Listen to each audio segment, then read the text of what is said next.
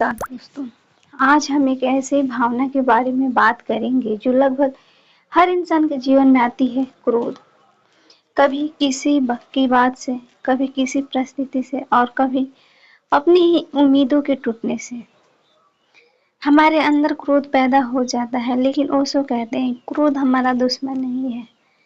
असल में क्रोध एक संकेत है जो हमें यह बताता है कि हमारे भीतर कहीं ना कहीं कोई पीड़ा, कोई असंतोष छिपा हुआ है। हम आमतौर पर क्रोध के साथ दो गलतियां करते हैं। पहली, हम क्रोध को दबा देते हैं। दूसरी, हम क्रोध को बिना सोचे समझे बाहर निकाल देते हैं। जब हम क्रोध को दबाते हैं तो वह हमारे भीतर जमा हो जाता है और धीरे धीरे तनाव, दुख और बेचैनी में बदल जाता है। और जब हम क्रोध को तुरंत बाहर निकाल देते हैं तो हमारे रिश्तों को नुकसान पहुंचाता है। ओशो कहते हैं कि क्रोध को दबाना भी गलत है और अंधाधुंध व्यक्त करना भी गलत है। सही रास्ता है क्रोध को समझना। जब भी आपको क्रोध आए तो सबसे पहले थोड़ा रुक जाएं। तुरंत प्रतिक्रिया देने के बजाय अपने अंदर झांकने की कोशिश करें। खुद से पूछें, मुझे सच में गुस्सा क्यों आ रहा है?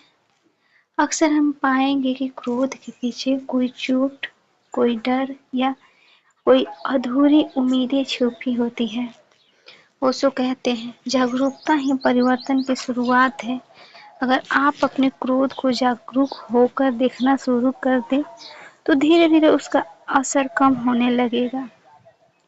क्रोध को बदलने का दूसरा तरीका है ध्यान। ध्यान हमें अपने मन को देखने की क्षमता देता है। जब आप नियमित रूप से ध्यान करते हैं तो आपके अंदर शांति और संतुलन बढ़ने लगता है।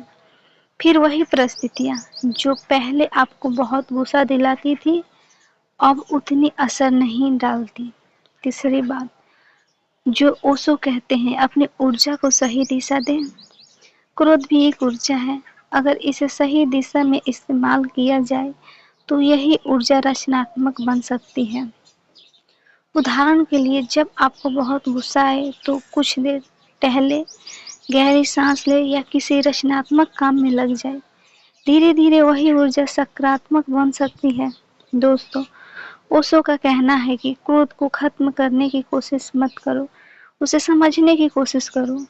जैसे ही आप उसे समझने लगते हैं तो वह धीरे धीरे बदलने लगता है और एक समय ऐसे आता है जब क्रोध की जगह शांति और समझ जन्म लेती है। इसलिए अगली बार जब आपको क्रोध आए तो उसे लड़ने की कोशिश मत कीजिए।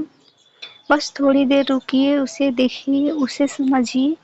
यही जागरूकता धीरे धीरे आपके जीवन को बदल सकती है। अगर आपको यह विचार अच्छा लगा तो वीडियो को लाइक करें, चैनल को सब्सक्राइब करें और ऐसे ही ओशो के गहरे विचार सुनने के लिए जुड़े रहें। धन्यवाद।